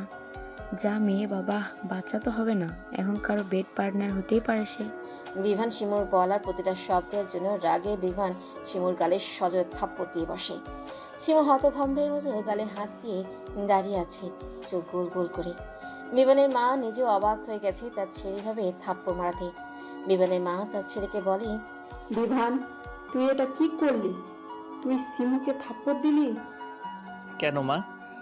তোমার সামনে সে আমার বউকে নিয়ে আজে বাজে খারাপ কথা বললো, তুমি শুনতে পাওনি? থাপ্পড়টা তো তোমার মারার দরকার ছিল, কিন্তু ভাবি ও তার বোন মিলে তোমার মাথা এমনভাবে নষ্ট করেছে যে তুমি তাদের অন্যায় আর খারাপ কাজগুলো দেখছো না। কিন্তু আমার মাথাটা তো নষ্ট হয়নি, তাই আমি বিবেচনা করতে জানি কে ভুল কে ঠিক। বিমান তার মাকে কথাগুলো বলে নিজের রুম থেকে বেরিয়ে বাড়ি থেকে বেরিয়ে যায়। আর শিমু এদিকে বিমানের মায়ের সামনে একা কান্না জুড়ে দেয়। দেখলে আন্টি, তোমার ছেলেকে ওই মেয়ে কিভাবে বশ করেছে? আমাদের সত্য কথা এখন তোমার ছেলের কানে লাগে না। বিমানের মা শিমুকে সান্ত্বনা দিতে বলে, তুমি চিন্তা করো না শিমু, আমি আমার ছেলের সাথে তোমার বিয়ে দেব। একদিন না একদিন বিভান নিজের ভুলটা বুঝতে পারবেই। শিমু বিমানের মায়ের কথায় শয়তানি হাসি দেয়, যা বিমানের মায়ের অগোচরে রয়েই যায়। অদ্রি টিভির স্ক্রিনের সামনে বসে উচ্চস্বরে হেসে ওঠে। আমি চলে গেছি, এটাকে তোমাদের জয় ভাবছো শিমু আর রিমু ভাবি? আমাকে এত হালকাভাবে নেওয়া উচিত হয়নি তোমাদের। আবার শবক্তি করে বলে, আমি যেমন মরতে পারি তেমন মরতেও পারি। Just wait and watch, wait for my next step. Adri বিমানের বাড়ি থেকে চলে এসেছে 1 মাস হলো। প্রথম 2 দিন অদ্রি একটা হোটেলে ছিল, এরপর অফিসের ম্যানেজারকে রিকোয়েস্ট করে একটা অফিসার্স কোয়ার্টার নিয়েছে। অদ্রি যেহেতু প্রথমে অফিসার পদে ছিল এবং পরে রিসার্চ সেকশনে ঢুকেছে, তাই ম্যানেজার অদ্রিকে রিকোয়েস্টের ভিত্তিতে অফিসার্স কোয়ার্টার দিয়েছে। এদিকে শিমু যেন বিমানের পেছনে লেগেই আছে। বিমান রুমে থাকলে হুটার বিমানের রুমে ঢুকে পড়ে শিমু। বিমান একদিন রুমে তালা দিয়ে যেতে ভুলে গিয়েছিল। তখন বাড়ি ফিরে নিজের রুমে যেয়ে দেখে ড্রেসিং টেবিল গোছানো, বিছানার চাদর পাল্টানো, আর তার আর অদ্রির বাঁধানো ছবিটাও নেই। এগুলো দেখে বিমান অনেক ক্ষেপে যায়। সে তার মায়ের কাছে গিয়ে জিজ্ঞাসা করে, মা, আমার রুমে কে ঢুকেছিল? বিমানের মা তখন হাদিসের বই পড়ছিল। ছেলের কথা শুনে সে জবাব দেয়, কে আবার? শিমু, তোর ঘরটার অবস্থা দেখেছিস? ওইটা দেখে মনে হচ্ছিল কোনো মানুষ থাকে, তাই শিমু আমাকে বলল ঘরটা গুছিয়ে দিবে, তাই গুছিয়ে দিল। বিমান বুঝলো তার মাকে এখন কিছু বলে লাভ নেই, তাই তার বড় ভাই ও ভাবি ঘরের দিকে গেল, কারণ তার বড় ভাই এখন ঘরেই আছে। ভাইয়ের ঘরের দরজা নক করার পর বিমানকে ভেতরে আসতে বলে। বিমান ভেতরে এসে বলে, দেখো ভাইয়া, তোমার শালিকাকে তুমি বলে দাও সে যেন আমার রুমে আমার পারমিশন ছাড়া না ঢোকে। তাছাড়া আমি তোমার শালিকাকে আমার রুমে ঢোকার পারমিশন কখনো দিব না। বিমানকে আশ্বস্ত করে বলে সে শিমুকে বলে দেবে। এরই মধ্যে রিমু খিঞ্চিতে বলে, কয়েকদিন পর তো আমার বোন তোমার ঘরে এমনিতেই ঢুকবে, তাহলে এখন ঢুকলে সমস্যা কোথায়? রিমুর কথা বিমান কাঁদছিল হেসে বলে, কে ঢুকবে আর কে ঢুকবে না সেটা সময় বলে দিবে ভাবি। বিমান নিজের রুমে চলে যায় আর ইভান যায় শিমুকে নিষেধ করতে যেন বিমানের রুমে না যায়। দুলা ভাইয়ের মুখে এমন কথা শুনে শিমু কিছুটা অপমানিত হয়, তাই চুপ করে শুনে যায়। রিমু তো এখনো 7 মাসের প্রেগনেন্ট, তাই ইভান রিমুকে কিছু বলে না। পরের দিন সকালে শিমুর ফোনে একটা কল আসে। কলকৃত ব্যক্তি শিমুকে বলে, মিস শিমু, আপনি যাকে বিয়ে করার জন্য এত ষড়যন্ত্র করছেন, আদৌ কি সে কখনো বাবা হতে পারবে? আপনি কি শিশুর যে সমস্যাটা শুধু কি মিস অদ্রি ছিল, সমস্যাটা তো মিস্টার বিবানেরও থাকতে পারে। শিমু প্রথমে বিশ্বাস করতে চায় না ফোনের অপর পাশে থাকা লোকটার কথা। হ্যাঁ, ফোনের অপর পাশে অদ্রি কথা বলছে না, কথা বলছে অদ্রির কলিগ জাবির। অদ্রি তাকে এই 1 মাসে সব বলেছে। জাবির প্রথমে ড্রাগটা বিমানকে দেওয়া হয়েছে শুনে ভয় পেয়েছিল, তবে অদ্রির পুরো কাহিনী শুনে সে অদ্রিকে বড় ভাই হিসেবে ছোট বোনকে সাহায্য করবে। তাই জাবির শিমুকে প্রাইভেট নাম্বার দিয়ে ফোন করে। শিমু প্রত্যুত্তরে বলে, আপনার কাছে কি প্রমাণ আছে যে আপনি এসব কথাবার্তা বলতেছেন বিভানের সম্পর্কে? এমন তো না যে আপনাকে আদ্রি ফোন দিতে বলেছে। এখন যাতে আমি বিভানকে বিয়ে না করি তাই আদ্রি এই চাল চালছে, তাই না? জাবির আগে থেকে জানতো শিমু এই ধরনের কথা বলতে পারে, তাই সে একটু না ঘাবড়িয়ে হেসে দেয় উচ্চ স্বরে। এরপর বলে, না মিস, আপনার যদি আমার কথা বিশ্বাস না হয় তাহলে মিস্টার বিমানকে আপনার ইচ্ছা মতো যে কোনো হসপিটালে নিয়ে টেস্ট করিয়ে দেখতে পারেন। আমি আপনার শুভাকাঙ্ক্ষী হিসেবে বলছি, মিসেস অদ্রিকে আমি চিনি না। সাথে আমি এটাও জানি আপনি টাকা পয়সা সম্পত্তির জন্য এসব গেম খেলছেন। কিন্তু মনে রাখবেন, টাকা পয়সা সম্পত্তি আপনার বোনের ছেলের হবে, আপনার না। কারণ বিবানের তো বাচ্চা হবে না। আপনার বোনকে যেহেতু সম্পত্তি দিবেন, তাহলে কষ্ট করে আপনি জীবনটাকে কেন নষ্ট করবেন? কোনের অপর পাশে শিমু চুপ করে আছে। জাবির ও অদ্রি বুঝলো শিমুর মাথায় এখনো পুরোপুরি ব্যাপারটা ঢুকেনি। তাই জাবি আবার বলে, আপনি সম্পত্তি তো অন্যভাবে নিতে পারবেন, কিন্তু আপনার জীবনটা কেন নষ্ট করবেন? আমার কথাটা একটু ভেবে দেখবেন। জাবি কল কেটে দেয়। জাবিরের সামনে বসে থাকা অদ্রি উচ্চস্বরে হেসে ওঠে। এরপর স্বগোক্তি করে বলে, মাকড় সাঁতার আপনা জালেই ফাঁসে। খুব তো চেয়েছিলে তাই না? দুই বোন মিলে রাজত্ব করবে রিমু ভাবি। আমাকে সরিয়ে দিয়ে তোমার বোনকে আমার জায়গায় বসাবে তাই না? আমার জায়গা আমি কাউকে ছিনিয়ে নিতে দেই না। যদি স্বেচ্ছায় ছাড়ি তখন নিতে পারবে, কিন্তু বিভান আমার জীবনে এমন কেউ যাকে আমি স্বেচ্ছায়ও ছাড়বো না। এরপর জাবিরের উদ্দেশ্যে বলে, জাবির ভাই, শিমুকে এখন আর কোনো ফোন দেবে না। আবার কালকে ঠিক এ সময়ে আবার ফোন দেবেন। ঠিক আছে, আমিও দেখবো এই নিজ মনের মেয়ে এবার কি করে। এইসব মেয়ের কারণে সংসার করতে পারে না, সংসার ভাঙতে এরা পটু। আমার মনে হয় এখন সব স্ত্রীকে তোমার মতো হতে হবে, যাতে শিমুর মতো মেয়েরা জিততে না পারে। অদ্রি তৃপ্তির হাসি হাসি জাবিরের কথায়। ওদিকে শিমু সারাদিন এই কথা নিয়ে ভাবতে থাকে। নিজের বোনকেও এই কথা জানেনি। 2 দিন আগে অদ্রি ডাক্তারের কাছে আবার চেক আপ করেছে। ডাক্তার বলেছে অদ্রি এখনো পুরোপুরি সুস্থ। সে এখন যে কোনো সময় কনসিভ করতে পারবে। নিজের দিক থেকে ক্লিয়ার হয়ে অদ্রি এই স্টেপটা এখন নিয়েছে। পরদিন যাবে নিয়ম মতো আবারও শিমুকে কল করে। কি মিস, কি ভাবলেন? নিশ্চয়ই আমার কথা বিশ্বাস হচ্ছে না। তাহলে আজকেই না হয়ে একবার চেক আপ করিয়ে নিন। সবাইকে বলুন সমস্যাটা বিবানেরও, তারপরেও চেক আপ করে শিওর হয়ে নিন। যে কোনো হসপিটাল থেকেও করতে পারেন। যদি ইচ্ছা হয় তাহলে আপনাদের পরিচিত কোনো ডাক্তারের কাছ থেকেও না হয় চেক আপ করিয়ে নিন। শিমুর এবার নিজেরও ভয় হচ্ছে। তাই সকালে ব্রেকফাস্ট টেবিলে এসে সবাইকে কথাটা বলে। সবাই কথাটা শুনে স্তব্ধ হয়ে যায়। বিমানের মা তো রেগে গেছে তার ছেলে সম্পর্কে এরকম কথা শুনে। কিন্তু সে রেগে গেলেই বা কি হবে? শিমু নাছরবান্দা, সে টেস্ট করাবেই। বিমান এতে আপত্তি করে না, কারণ যদি বিমানে সমস্যা হয় তাহলে তার মাকে বোঝানো যাবে। সবাই মিলে হসপিটালে যায় এবং ডক্টরের কনসাল্ট নিয়ে টেস্ট করায়। এমার্জেন্সিতে 8 ঘন্টা পর রিপোর্ট দিতে বলে। রিপোর্ট দেখে ডাক্তার সবাইকে যখন বলে বিমানের প্রবলেম, তখন বিমানের মা শকড হয়ে যায়। শিমু আর রিমু বিরক্তিতে বসে থাকে। ইভান নিজের ভাইকে সান্ত্বনা দিতে থাকে, কারণ বিভান অনেকটা কষ্ট পেয়েছে। বাসায় ফিরে বিভানের মা বিভানকে বলে, আমি ভুল করেছি। আমি এটা ভাবিনি যে সমস্যা দুজনেরই থাকতে পারে। অদ্রি তো বলেছিল সে 3 মাস পরে কনসিভ করতে পারবে, কিন্তু তার কনসিভ না হয় আমি তাকে কত কিছু বলেছি। এমনকি রিমুর কথাই ডিভোর্স পেপারে সাইন করতে বলেছি। উপস্থিত সকলে তো হতবাক। রিমু ও শিমু তো ভয় পেয়ে গেছে, কারণ ইভান জানতো না যে ডিভোর্স পেপার তার বউ ও শালি তার মাকে দিয়েছে অদ্রিকে সাইন করতে বলতে।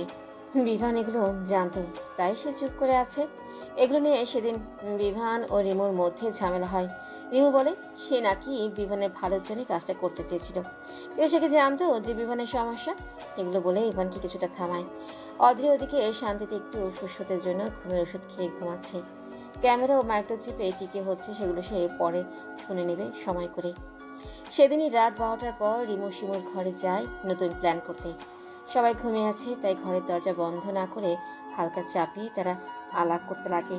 এদিকে বিমানের মা টেনশনে ঘুমাতেই পারছে না। সে নিজের রুমে পায়চারি করছে। ইভানের মা স্বভাববশত কখনো দরজা লাগায় না, সব সময় চাপানো থাকে। হঠাৎ করে শিমুর রুমে লাইট জ্বলতে দেখে সে আস্তে আস্তে সেদিকে যায়। শিমুর রুমের দরজার সামনে গিয়ে সে আড়াল থেকে সব শুনতে থাকে। শিমু রিমু নতুন প্ল্যান করছে। দেখ আপু, আমি তোর অক্ষম দেবরকে বিয়ে করতে পারবো না। তুই অন্য কোনো উপায়ে ভাব কিভাবে সব সম্পত্তি নিজে লিখতে পারবি। অবশ্যই আমাকেও কিছু দেওয়া লাগবে। আরে চিন্তা করিস না, বিভানের তো কখনো বাচ্চা হবে না, তাহলে সব সম্পত্তি এমনি আমার ছেলের নামে চলে আসবে। সেখান থেকে তোকে আমি 25% দিব। আরও অনেক কিছু বলতে লাগে, আর দরজার বাহির থেকে বিমানের মা এসব শুনে যেন নিজেকে নিজে বিশ্বাস করতে পারছে না। সে দুজনে প্ল্যানে পানি ঢালতে দরজা খুলে ভেতরে ঢুকে। হঠাৎ করে রুমের মধ্যে কাউকে প্রবেশ করার আভাস পেয়ে দুই বোন সেদিকে তাকায়। রিমু নিজের শাশুড়িকে দেখে একদম ভয় পেয়ে যায়। বিভানের মা বলে, এই তোমাদের কথা শুনে আমি আমার ছোট বৌমাকে বাড়ি ছাড়তে বাধ্য করেছি, আর তোমরাই কিনা আমার ছেলের ক্ষতি চাইছো, তাও সামান্য সম্পত্তির জন্য। আমি তো ভুলেই গিয়েছিলাম রিমু কেমন স্বভাবের মেয়ে। তারপরও আমি তোমাদেরকে দ্বিতীয়বার বিশ্বাস করেছিলাম। তোমাদের এই পরিকল্পনা আমি সফল হতে দিব না। আমি কাল সকালে আমার দুই ছেলেকে সবকিছু বলবো। শিমু রিমু ভয় পেয়ে যায়। এই ভয় পাওয়া থেকে তারা এমন কিছু করে বসে যা তাদেরকে সারা জীবন বইতে হবে। রিমু ও শিমু বিভানের মাকে আটকাতে দুজনে মিলে ধস্তা দিতে শুরু করে। শিমুর কিছুটা অনিচ্ছাবশত বা ইচ্ছাবশত ধাক্কায় বিভানের মা খাটের সাইডে চোখা কানের সাথে মাথার পেছনে আঘাত পায়, আর তখনই উনি আর্তনাদ করবে। তখন শিমু তার মুখ ধরে রাখে যাতে আর্তনাদ বাহিরে না যায়। আর রিমু, সে প্রথমে বেশ ভয় পেয়ে গিয়েছিল। শাশুড়িকে ডিঙিয়ে অপর পাশে যাওয়ার সময় সে ভুলবশত শাশুড়ির পায়ের সাথে এক পা বেজে অপর পা কার্পেটের সাথে লেগে সে ফ্লোরে পড়ে যায় একদম পেট নিচে দিয়ে। প্রেগনেন্সির সময় শেষে 3 মাস ও প্রথম 3 মাস দেখে শুনে চলতে হয়। প্রেগনেন্ট মা যদি একটু ভয়ও পায় বা তার যদি একটা হার্টবিটও মিস হয়, তাহলে বাচ্চাকে নিয়ে শঙ্কা থাকে। রিমু ফ্লোরে পড়ে যাবার পর পেটে তীব্র ব্যথা অনুভব করে চিৎকার করে ওঠে। শিমুর রুমটা যেহেতু বিমানের রুমের পরে স্টোর রুমের পাশে, তাই শব্দটা আগে বিমানের কানে গেল। অতটা জোরালো ভাবে শোনা যাওয়ার কথা না, তবে রাতের বেলা নিস্তব্ধতার কারণে তীক্ষ্ণভাবে কানে আসে বিমানের। বিমান শব্দের উৎস খুঁজতে জলদি করে নিজের রুমের দরজা খুলে বিমান রুমের লাইট অফ করে খাটের উপর শুয়ে রুমের ছাদের দিকে এক দৃষ্টিতে তাকিয়েছিল। নিজের রুম থেকে বের হয়ে বিমান দেখলো শিমুর রুমের দরজা খোলা, আর সেখান থেকে অস্ফুট স্বরে গোঙানি আওয়াজ আসছে। তড়িঘড়ি করে কিছু না ভেবে সেই রুমের ভেতরে যেয়ে দেখে তার মাও ভাবে ফ্লোরে পড়ে আছে, ফ্লোরে রক্ত ভেসে যাচ্ছে। ওদের দুজনের পাশেই শিমু কিং কর্তব্য বিমূঢ় হয়ে দাঁড়িয়ে আছে, আর নিজের বোনের দিকে ভয়ার্ত চোখে তাকিয়ে আছে। দুজনের এই অবস্থা দেখে বিমান জলদি করে দুজনের কাছে গিয়ে দেখে তার মায়ের মাথার পেছন থেকে ও তার ভাবির পায়ের নিচ দিয়ে রক্তের স্রোত বইছে। এই অবস্থায় বিমান কি করবে বুঝতেই পারছে না। সে কার দিকে দেখবে, মায়ের দিকেই না ভাবির দিকে? বিমান জলদি করে তার ভাইয়ের রুমে গিয়ে ভাইকে ডেকে তুলে নিয়ে আসে। ইভান তার মা ও স্ত্রীর এই অবস্থা দেখে ঘাবড়ে যায়। ইভান বিভানকে মাকে নিতে বলে ও সে তার স্ত্রীকে নিয়ে এখনই হাসপাতালের উদ্দেশ্যে রওনা হয়। রাত তখন প্রায় 1টারও বেশি। হাসপাতালে পৌঁছাতে পৌঁছাতে রাত 2টা বেজে যায়। এমার্জেন্সিতে শুধু একজন ডাক্তার আছে। ওই ডাক্তার বিভানের মাকে নিয়ে যায়, সাথে একজন নার্সকে বলে গাইনি বিভাগের কোনো ডাক্তারকে ফোন দিয়ে এমার্জেন্সিতে এখনই হাসপাতালে আসতে বলতে। শিমুর ভয়ে হাত পা কাঁপাকাঁপি অবস্থা। হাসপাতালে এসে সে পায়চারি করছে, কি করবে? তখন ইভান শিমুকে জিজ্ঞাসা করে, শিমু, এগুলো কিভাবে হলো? ইভানের প্রশ্নে শিমু ধরা পড়ে যাবার ভয়ে এবং নিজেকে বাঁচাতে মিথ্যার আশ্রয় নিয়ে বলে, আমি কি বলবো ভাইয়া, আমি আর আপু কথা বলছিলাম, তখন আন্টি আর আপনার ভাই এসে আমার বোনের সাথে খারাপ কিছু করতে চায়। আমি আপনার ভাইকে বাধা দিতে গেলে এগুলো হয়ে যায়। ইভান হতভম্বের মতো নিজের ভাইয়ের দিকে তাকিয়ে আছে, আর বিভান তো শকড। সে ভাবতেও পারছে না তার নামে এসব মিথ্যে কথা রটনা হচ্ছে। শিমু এগুলো বলেছে এই ভেবে যে কোনো প্রমাণ নেই, তাই। আমার আপুর কিছু হলে আমি কিন্তু তাদের ছেড়ে কথা বলবো না। দরকার হলে তাদেরকে আমি পুলিশে দিব। আপনার মা ও ভাই আমার বোনের সাথে অন্যায় করবে, সেটাকে মেনে নেওয়া যায় না। ইভান সত্য মিথ্যা যাচাই করতে পারছে না। ইভানের বিশ্বাস হচ্ছে না তার ভাই ও মা এরকম করতে পারে। আর তাছাড়া তার মা নিজেও তো অনেকটা আঘাতপ্রাপ্ত হয়েছে। গাইনি বিভাগের ডাক্তার ভোর 3টে নাগাদ এসে হসপিটালে পৌঁছায়। এরপর রিমুকে সার্জারি করার জন্য নিয়ে যায়। রিমুর অবস্থা অনেকটাই খারাপ। সার্জারি করতে করতে ভোর 5টা হয়ে যায়। ডাক্তার বেরিয়ে এসে বলে, মিস্টার ইভান, আমরা আপনার মেয়েকে বাঁচাতে পারিনি।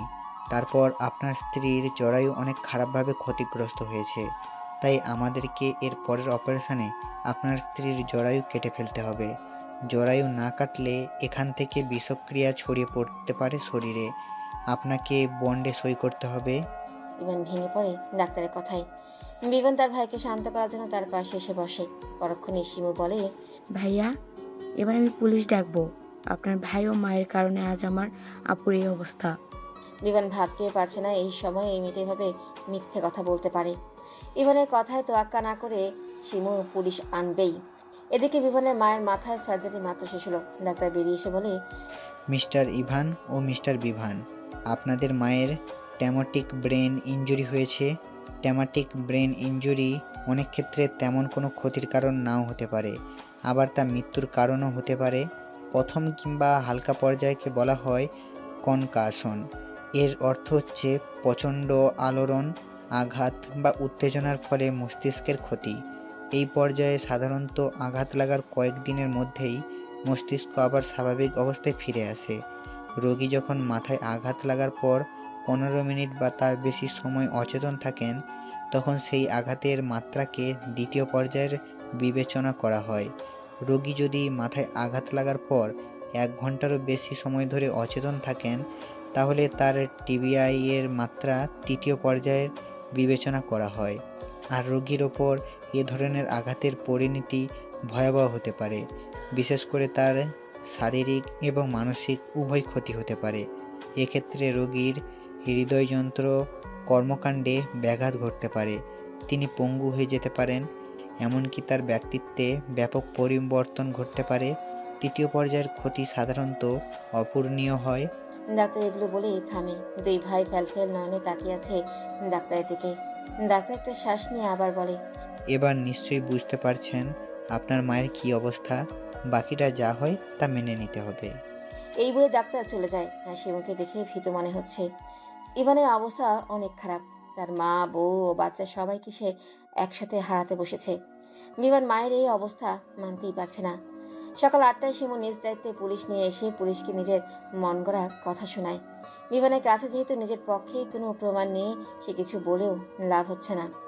শিমু পুলিশকে এটাও বলে বিমানের তার ভাবির উপরে রাগের কারণ। বিমানের স্ত্রী চলে যাবার ক্ষেত্রে ভাবির হাত আছে বলে বিমান মনে করে। এসব বলার দরুন পুলিশ বিমানকে হাসপাতাল থেকে বাইরে যেতে দিচ্ছে না। সকাল 8:30টার দিকে অদ্রি হাসপাতালে আসে। অদ্রি হাসপাতালের ঠিকানা বিমানের থেকে জোগাড় করেছে। অদ্রি অনেকদিন পর বিমানের সাথে যোগাযোগ করে। সকালে ঘুম থেকে উঠে ক্যামেরাতে ধরা পড়া চিত্রগুলো দেখে। অদ্রি এসে পুলিশকে বলে, আপনারা কারোর মুখের কথার উপর ভিত্তি করে আমার হাজবেন্ডকে আটকে রাখতে পারেন না। আপনাদের কাছে শিমু কি প্রমাণ দিয়েছে জানি না, তবে শিমুর বিপক্ষে আমার কাছে স্ট্রং প্রমাণ আছে। অদ্রির কথায় শিমু ভয় পেয়ে যায়। তবে পরক্ষণে তার মুখে ফুটে ওঠে ক্রূর হাসি। হয়তো এটা ভেবে যে অদ্রি কি আর সেখানে ছিল, যে জানতে পারবে। শিমুর মুখভঙ্গি দেখে অদ্রি বাঁকা হাসে। তারপর পুলিশের হাতে রেকর্ড করা ভিডিও দেয়। পুলিশ সবটা দেখার পর শিমুকে আটক করে এবং ইভান ও বিভানকেও সবটা দেখায়। সব দেখে ইভান শিমুকে জোরে একটা থাপ্পড় মেরে বলে, তোমার জন্য আজ আমার মায়ের এই অবস্থা। আর তোমার বোন, সে তো নিজে অন্যায়ের মাসুল নিজেই করেছে, সাথে আমার সন্তানকেও। ইভান পুলিশকে ডেকে বলে, অফিসার, নিয়ে যান এই মেয়েটাকে। আমার স্ত্রী সুস্থ হলে আপনি তাকেও আপনারা কাস্টাডিতে নিতে পারেন। পুলিশকে অদ্রি এই এত বছরের সব ঘটনা বলে, আর প্রমাণ হিসেবে চাইলে ভিডিও দেখাতে পারে সেটাও বলে। পুলিশ কয়েকদিনের ভিডিও দেখে শিমুকে গ্রেফতার করে। পুরোটা সময় শিমু যেন অবাক হয়ে তাকিয়েছিল। তার মুখের বুলি যেন হারিয়ে গেছে। শিমুর এরূপ অবস্থায় অদ্রি তার কানের কাছে এসে বলে, কি ভাবছো শিমু? আমাকে সরিয়ে বিভানকে সম্পত্তির জন্য বিয়ে করবে? এত সহজ? তোমরা তোমাদের কাজ নির্বিঘ্নে করতে পেরেছো শুধুমাত্র আমি চেয়েছি বলে। কথায় আছে না, অতি লোভের তাঁতি নষ্ট। শিমুকে নিয়ে পুলিশ চলে যায়। শিমুর পরিবারও কিছুক্ষণ আগে এখানে এসেছিল। তারা এসে তাদের মেয়ের এই অবস্থা দেখে লজ্জা পায়। অবশ্য তারা কিছুটা জানতো এই ব্যাপারে, তবে প্রমাণের কাছে এখন তারা কিচ্ছু বলতে পারবে না। পুলিশ শিমুকে নিয়ে যাবার পরে অদ্রি বিমানের কাছে যায়। বিমান তখন তার ভাইয়ের পাশে বসে আছে। অদ্রি যখন বিমানের সামনে এসে দাঁড়ায়, তখন ইভান বিমানকে ইশারায় বলে উঠে যেতে। বিমান অদ্রিকে নিয়ে করিডোরে এক কোণে গিয়ে দাঁড়ায়। কেমন আছো বিভান? অদ্রি প্রশ্নে বিমানে ইচ্ছে করছে চিৎকার করে বলতে, ভালো নেই আমি অদ্রি, তোমাকে ছাড়া আমি একদম ভালো নেই। কিন্তু ওই যে নিজের অক্ষমতা, সেটার জন্য হলেও এখন সে অদ্রিকে ছাড়তে রাজি। কি হইলো, কথার জবাব দিলে না? কি জবাব দেব? দেখতেই পারছো কেমন আছি। কোনো কিছু নিয়ে নিজেকে দোষারোপ করবে না। হতেও পারে যা আমরা দেখছি তা চোখের ভুল। বিমান মলিন চোখে তাকায় অদ্রির দিকে। অদ্রি বিমানের দিকে নমনীয় চোখে তাকিয়ে বলে, আমার সমাপ্তির পূর্ণতা তুমি। তুমিই না আমি অন্য কাউকে আমার জীবনে জড়াইনি এবং জড়াবো না। ঠিক তেমনই তোমার জীবনেও আমি ছাড়া অন্য কাউকে জড়াতে দিব না। বিমান জড়িয়ে নেয় তার প্রিয়তমাকে নিজের উষ্ণ আলিঙ্গনে। সমাপ্তির পূর্ণতা অদ্রির রহমান। এতক্ষণ পার্কে অদ্রির পাশে বসে মিসেস রেহনুমা অদ্রির লেখা বইটা পড়ছিল। অদ্রিরা আমেরিকায় যেখানে এখন থাকে সেই বাড়ির পাশে একটা খোলা পার্ক আছে। মিসেস রেহনুমা সেও বাংলাদেশি এবং এখন অদ্রির প্রতিবেশী। অদ্রির লেখা বইটা পড়ে এসে অদ্রিকে মুগ্ধতার সাথে বলে, মিসেস অদ্রি, আপনার লেখা বইটা সত্যিই অসাধারণ।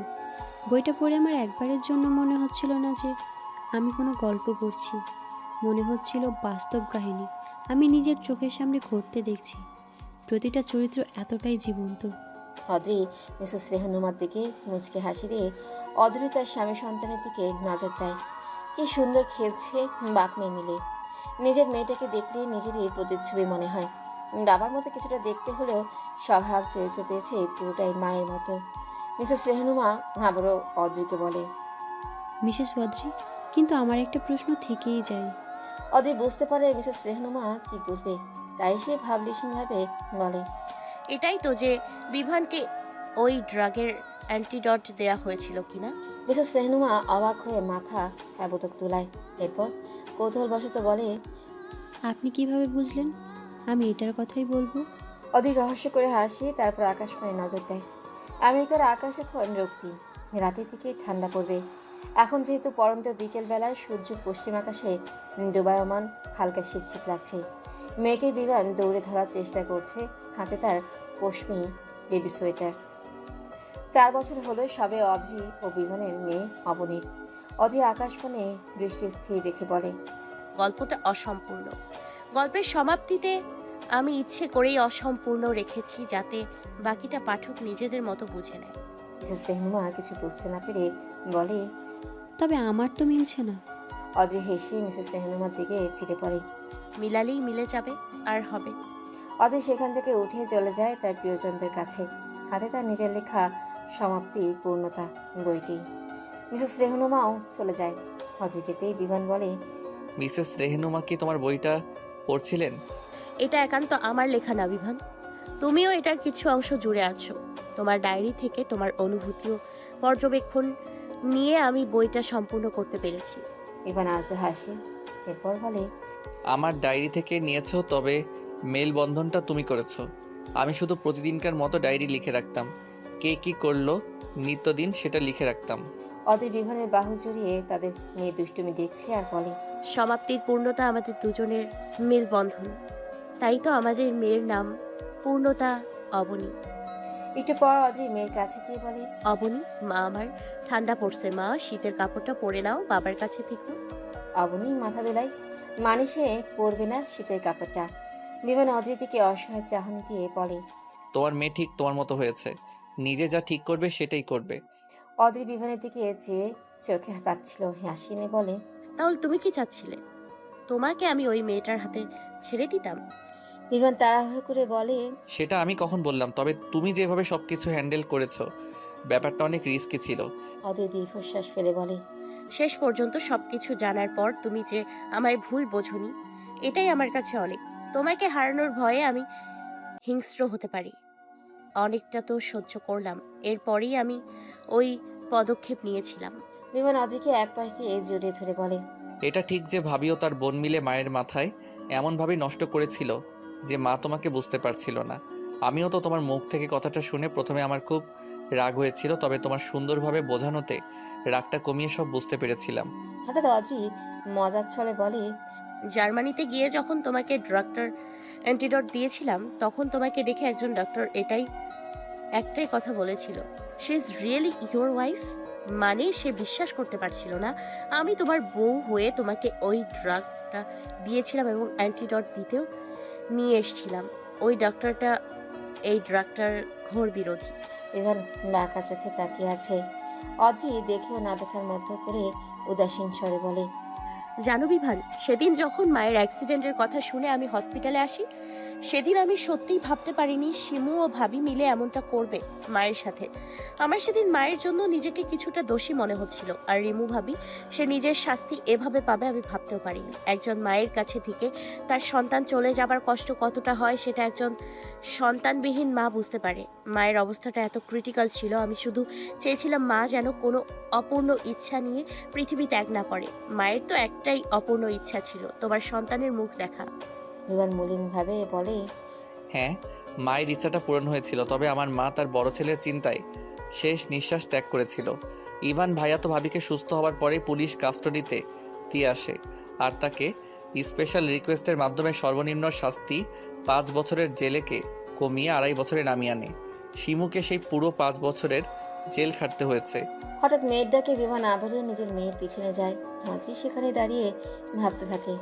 বিমানের মা 6 মাস প্যারালাইজড অবস্থায় ছিল। হাসপাতাল থেকে মা ও রিমু ভাবিকে রিলিজ দেওয়ার পরই অদ্রি ও বিমান জার্মানির উদ্দেশ্যে যাওয়ার বন্দোবস্ত করতে থাকে। ড্রাগটা বিমানের শরীরে প্রবেশ করানো হয়েছে তখন 9 মাস।